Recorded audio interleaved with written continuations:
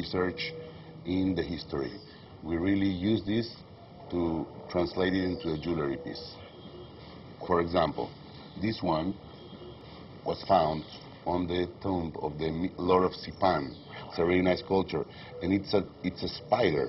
Wow. That have inside even a sound that can go away the spirits. That's the great. bad spirits. So let me see this now. And so that was found on the tomb.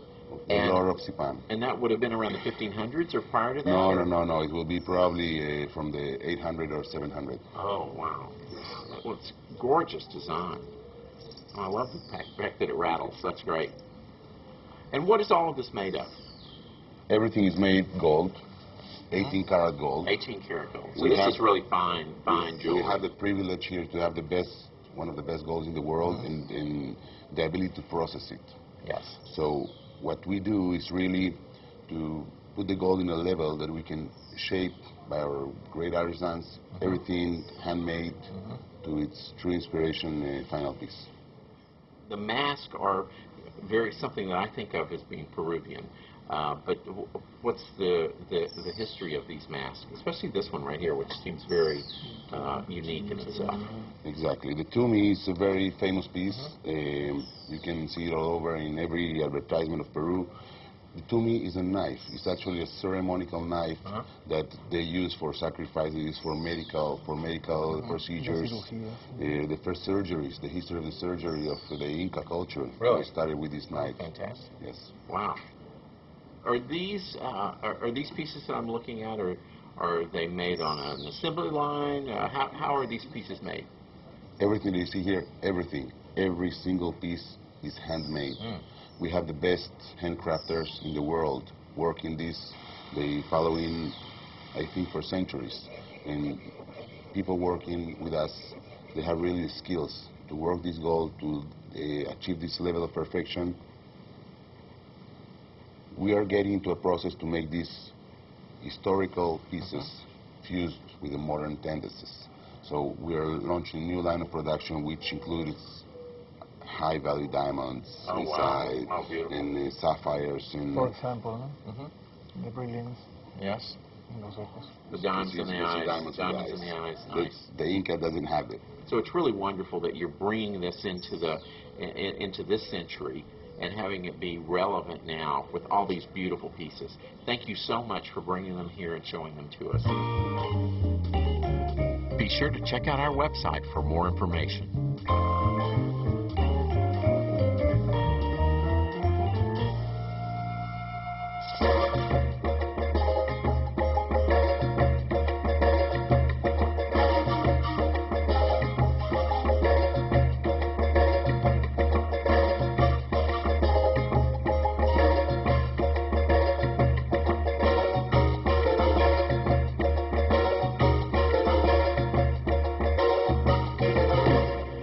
This great store called Indigo in the heart of Lima, and to me this is the color and textures of Peru. These wonderful products, handmade, very indigenous to this locale. Look at this incredibly hand-woven pillow. It has a contemporary feeling to it, but it's been made here the same way for generations, and the wonderful vegetable dyes that create these vivid colors. It's really quite remarkable.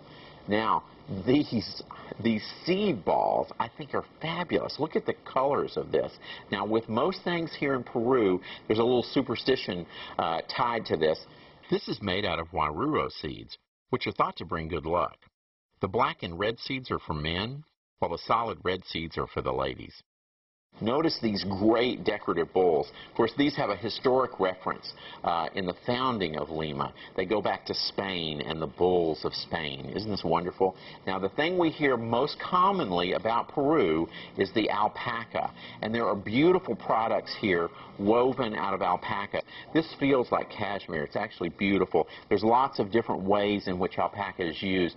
And we're going to now see some very contemporary uses of this ancient material.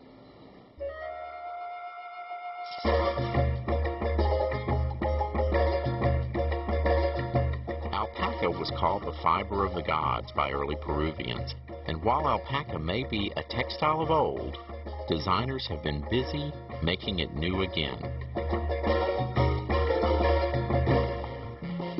the designer boutique Norca Peralta, which specializes in alpaca. And I'm here with Norca herself, as well as her best customer, my friend Jessica Newton. These clothes are magnificent. This could be on a runway. I mean, it's couture.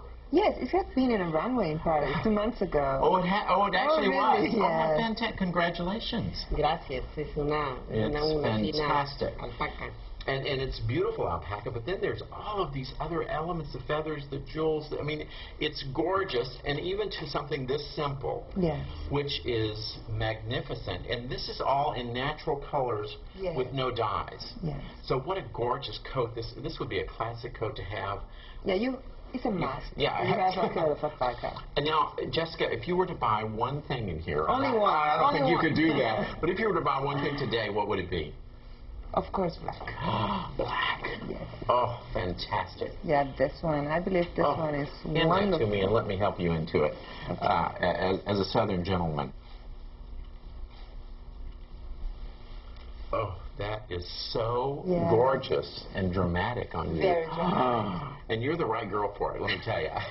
This is so beautiful, and I love how you've incorporated the alpaca, which is what we think of when we think of Peru, but into this high fashion in such a beautiful way. What a great shop this is. One may have thought of alpaca or precious metals in the past, but these days you can't say Peru without thinking of the cuisine.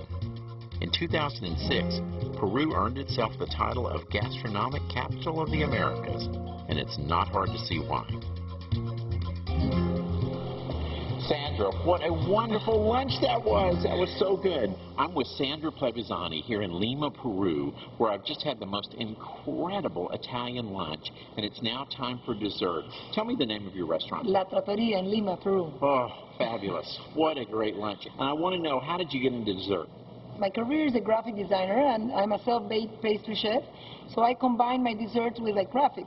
So if you see, my desserts are kind of a painting. I can only imagine how great these desserts are. So what do we have? What are we going to start with? Well, I want to introduce you to our local fruits. Here we have our famous lucuma mousse, which is made with this fruit, which is totally typical from Peru. Lucuma is like milky pumpkin. It's a very delicate flavor. Then I decided to make this mango tart because Peruvian mango is getting so important worldwide, and we're so proud about that because we have the perfect weather for mangoes. And the mangoes is just a dessert in itself. Yes, sometimes you eat a mango, Peruvian mango, you don't need anything else. Right. But it's fancy to make it in a tart. We have put some chocolate, raspberries and pistachios and a pastry cream. And this is my favorite dessert on earth. Look at Suspiro this. de limeña. Wow. This is a Peruvian dessert which is the best, I think. Oh. It's a caramel custard there, and then you have a pork meringue on top with cinnamon.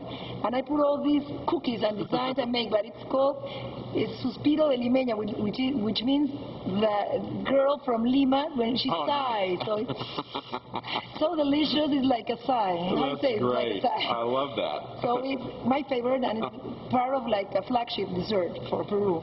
I would love to see how you made that tart. I'm going to let you do it, and then I'll join in for the tasting. Okay, great. So to begin with, we have to have our mold here, very well buttered. Then you have to make the dough. You put everything in the food processor until you find that it becomes a ball.